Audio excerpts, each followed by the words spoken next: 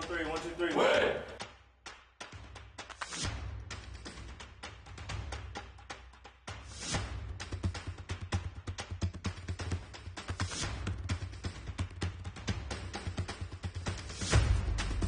The alley-oop!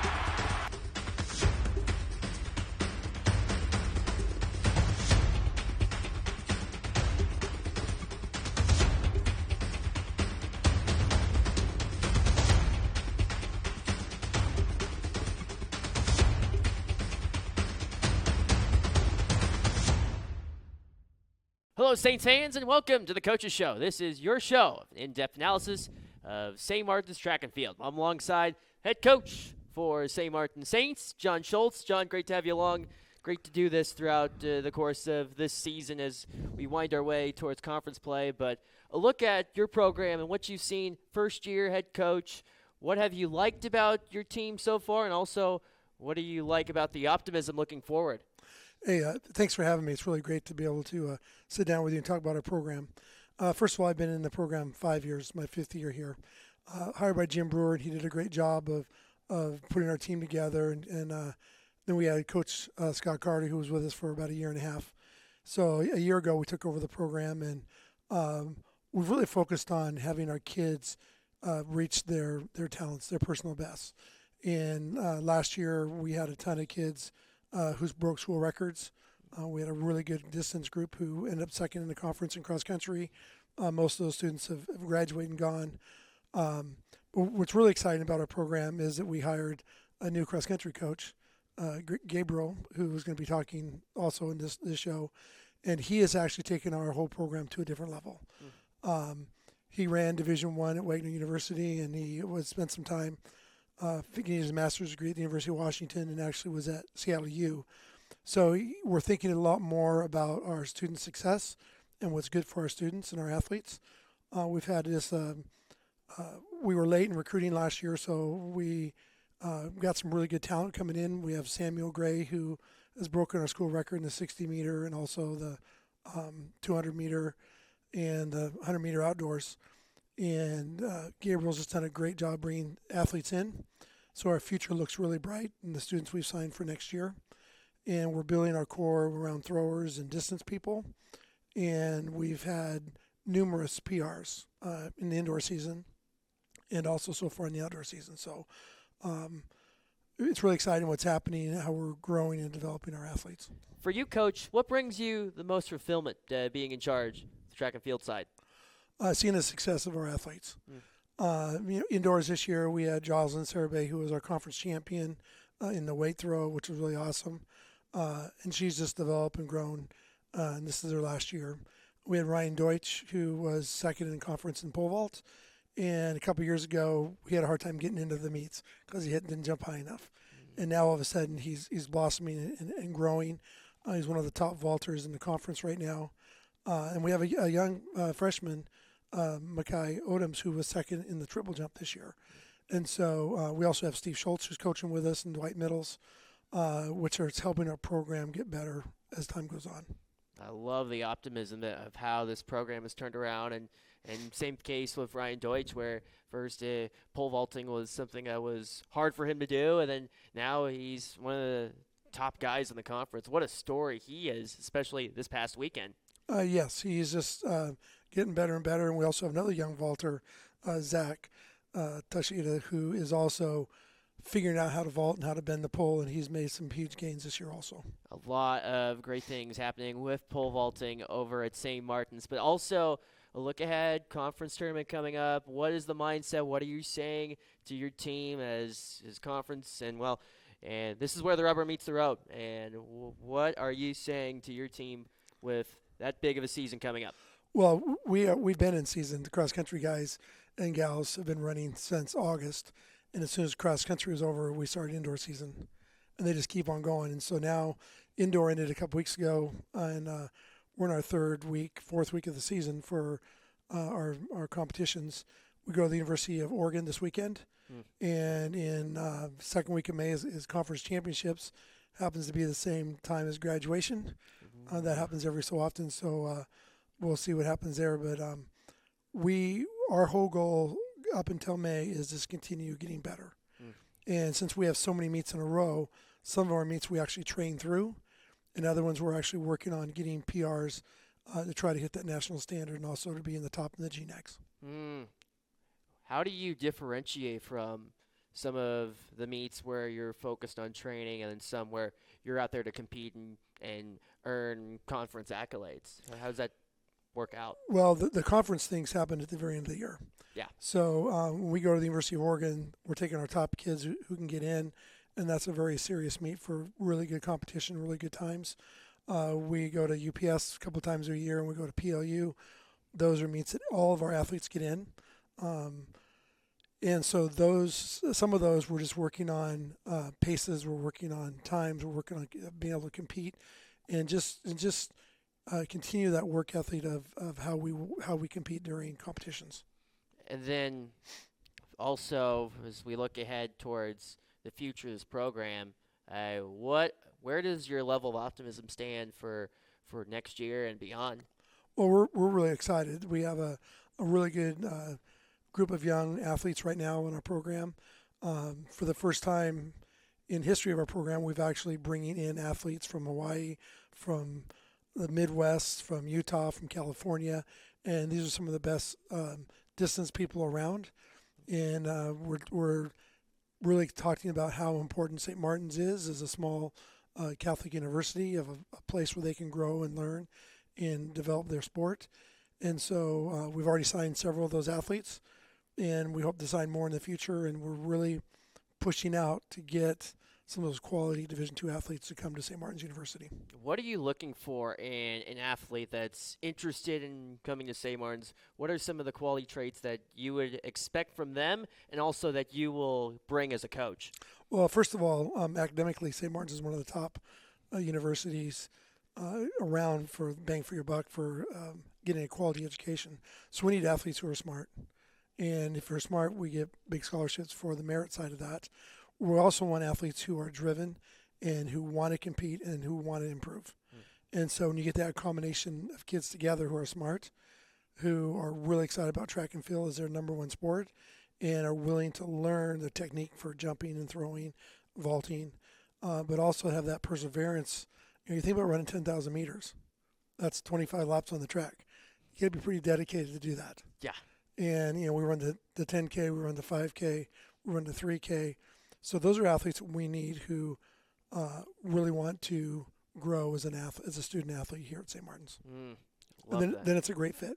We also have 300 acres of woods and meadows for kids to run through, so that's a huge selling point for some of our distance kids. A lot of room to roam, you could say.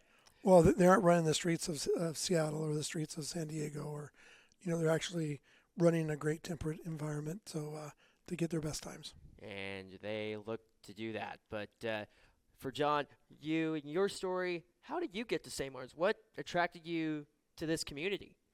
Well, I was raised here in Olympia, and I happened to spend 39 years in high school, 30 years as a teacher and a coach, and 9 years as an athletic director, vice principal, and a principal.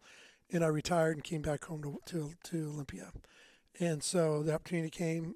Jim Brewer hired me to be an assistant throws coach, and it was a great job. I could still go fishing. I could still do a lot of different things. I just showed up. When's the bus leave? When's the plane leave? Where are we eating? And all of a sudden now I'm not the assistant coach anymore, but Gabriel and I are the ones who basically do all the logistics for the track and field program. How special was Jim Brewer for your journey? Without him, I wouldn't have been at St. Martin's. So they needed someone to help with the throws, and he hired me, so here I am. Wow, what a journey. And John, now you're heavily involved in the community, and for that reason, we thank you. Thank you. Thank you, John. Now let's make our way. Gabriel Trimbur coming up next. Here alongside head coach for the cross-country side of St. Martin's, Gabriel Trimbur, and the assistant track coach. Also, for you, Gabriel, and your journey here to St. Martin's, a lot of great athletes that have hit some new milestones during their time here at SMU. But I'll leave the floor to you, Coach. What have you liked the most out of your first year coaching here in Lacey? Yeah, I definitely just love the athletes that I work with. I think everyone here knows what their individual goals are and how they're contributing to the team. So when I came in, I'd really just started last summer here as a first-time head coach. We took the approach of how are we going to look at individual goals and see small successes as large ones, stepping stones to a larger goal as a unit and a team. And I think almost every athlete has bought into that at some point in the season and seen progress, whether that's a PR or noting that, racing tactics are becoming a bit more second nature. Those are the things that we're celebrating, and I just love getting to come to work and to practice and going to competitions and seeing those things really blossom week after week, month after month. With last week being over in Tacoma in the PLU Open, and then with a look ahead up to Oregon pretty soon. But for you and your journey, who are some of the players that have stood out as far as growing over the past season? Yeah, one of I think largest growth that I don't take that back. An athlete who has really grown a lot on the men's side has been Noe Ortega. He came in, probably our third or fourth on the cross country team, does a really great job in workouts, hammers, he's a great listener, and throughout the cross country season, put it together when it counted, but we had a handful of setbacks. What are some smaller obstacles we need to overcome when it comes to maybe tensing up in race or, finding pace and things of that sort. But he actually came through in our regional race and really turned up the dial. So that's where the men go from an 8K to a 10K, turned up the dial and really outperformed where we kind of thought he was going to be by the end of the season. And then indoor was a lot of ups and downs. And indoor, it's a tough environment. A lot of dry air over in Spokane, long bus rides, tight corners. It's a much more tactical environment. So there was a lot of learning that needed to be done in terms of how do we race in the pack again. And then we came to the outdoor season, and he's slowly been chipping away, getting back into PR shape for the 1500. We've dialed in really nicely on his training. So on the men's side, I'm super excited to see where he's going to go. And he's done a lot of mental work on the back side of everything as well. On the women's side, Mira Jayarama, so she joined the team last spring. As a walk-on. She wanted to be a part of the track and field program and was so excited by the community that was being built here amongst the women's team. She came back. She said, I want to stay a part of this team. And her whole goal, which I thought was a pretty big one at the time, was I want to keep PRing. And I'm like, okay, well, a PR is massive when you're cutting, starting maybe a little bit slower. But once you get into the finer, maybe the 19 minutes, the 18 minutes, PRs are coming much more infrequently. Yeah. She's proven me wrong almost every single weekend. Coming from cross-country indoor to outdoor, she has been so mentally driven and open to different training formulas that I think it's helped her to just kind of see, okay, here's a new stepping stone that I want to take on and accomplish and then jump to the next one. And so those two mentally and in racing have been just phenomenal to follow. What is one of the standards that you want to maintain, especially with distance, whether indoor or outdoor? What are some of the standards that you're looking for as one of the lead coaches here at St. Martin's? I really want my athletes to be excited to race and have the feeling that when we get to the starting line, we are confident, we feel energetic. It's okay to feel nervous, and it's okay to have that nervous excitement, and maybe, we do have doubts that we need to work through, but I want my athletes to feel confident in that they've put in the work and that they know that they're able to put their best foot forward, figuratively and literally, on race day. And that's if we bring in athletes and we teach that to our athletes here, I don't think that we can ever fail, because there's always a positive to take away from a race, even if it didn't go the way we wanted it to in terms of the clock or in placement. There's always something to take away, and there's always something to also learn. And if we keep that belief and that idea of we're always learning from experience, I think as a unit, we're going to keep seeing progress to the next level. Locked in, focus, and growth. That is what Coach Trimbur is looking to implement. And for you, Coach, what a journey. It's been your first year coaching. Tell us a little bit about how in the world did you get to St. Martin's? Yeah, so we were talking a little bit beforehand about this journey, but so I originally started as an actor, and I was in New York City. I went to Wagner College, small Division I school on Staten Island, and I walked onto the program there. I wanted to be an athlete in college while also being an actor, so I was pursuing two different passions. So I ended up suffering 6 different stress fractures between high school and then grad school. So they didn't all happen in college, but it was enough at that point where I said, I think I need to throw in the towel. It's just not working out for me, this type of training and this environment. So I took a step away from competitive running. I finished my degree.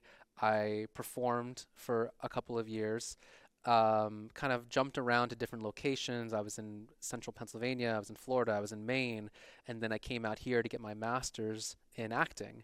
So I was still on that acting track with the background thought of I want to be a teacher in some capacity. So I spent 3 years at UW getting a master's in acting, teaching some undergrad courses, and I was coaching a community group through Fleet Feet Seattle. And that was all ages. Probably youngest we had was maybe 25. Oldest was around 68. And people were tackling the half, the full marathon, the 10K, 5K. You know, I was recreating programs, rebuilding things that could better suit a large community, but still give individual training. I had a handful of people qualify for Boston. We had multiple PRs set over those distances in a community group, and there was a lot to celebrate. And at that point, I said, I really enjoy seeing other people's success and knowing that I'm helping them reach those new heights more so than being the center of attention and being on stage, really. So I reached out to a friend of mine who I worked with at the store. She's now the head coach at Seattle U. Shout out Jordana Savage. We're great friends. We still talk regularly. And she said, you know, if you want to be a college coach or if you even want to consider this career, you need to get your hands dirty. So she brought me on as an assistant coach at Seattle U, and I helped oversee the distance team. I spent time with sprints and jumps and throws, just observing, because I was told you need to know what track and field is about, not just your events. And from that point, I went from holding a stopwatch to doing itineraries to recruiting to traveling, and it just kept building and building and building. And the more I put in, the more opportunities came until eventually the St. Martin's position opened up, and the coaches encouraged me, hey, you should apply, you know, see what it's like to be in that interview process. And, you know, 2 months later, I get the call from then athletic director Steve O'Brien, rest in peace, great man, super positive, awesome energy. He said, you know, I think you're going to bring a lot to this program, and we want to give you that shot. And, you know, they brought me on in June, and the rest is history. And here you are leading your first year, and already a lot of PRs already accomplished by your group. And looking ahead, conference play coming up, what are you looking for out of your athletes in these next few weeks up until the end of conference play? Yeah, so right now, just because the indoor nationals have finally concluded this past weekend, a lot of the heavy hitters, big names are going to be coming back out into the outdoor scene. So where we look at in our rankings, you know, a handful of our athletes are ranked in the top 15, top 20 for the GNAC right now, which is huge. But I know that there are going to be a lot of folks coming back into the pool that are going to be kind of moving those rankings around. So I want to really look at these larger invites that we're starting to look at, whether it's University of Oregon, we go down to Western Oregon, we might be heading down south to California. We're kind of seeing, or Lewis and Clark, we're really seeing where our the best bang for our buck is going to be, especially when it comes to competition. But you look to those larger invites as, okay, that's where we want to slightly peak for, have our best racing day there. But in doing so, we use these smaller meets right now in conference play to really hone in on that competitive element, that mental, you know, strength and fortitude. So I want to make sure that we feel confident to hold our rankings and get ready for qualifying for conference and then competing well within those rounds. Competing well, and that's something that St. Martin's has done recently, and it is such a blessing to have head coach Gabriel Trimbur a part of the St. Community. Coach, thanks for the time. Of course, thanks for having me. That's all the time that we have for the Coaches Show for St. Martin's Track and Field. For Coach Trimbur and Coach Schultz, I'm DeBock saying so long and take care. And as always, it's a great day to be a Saint.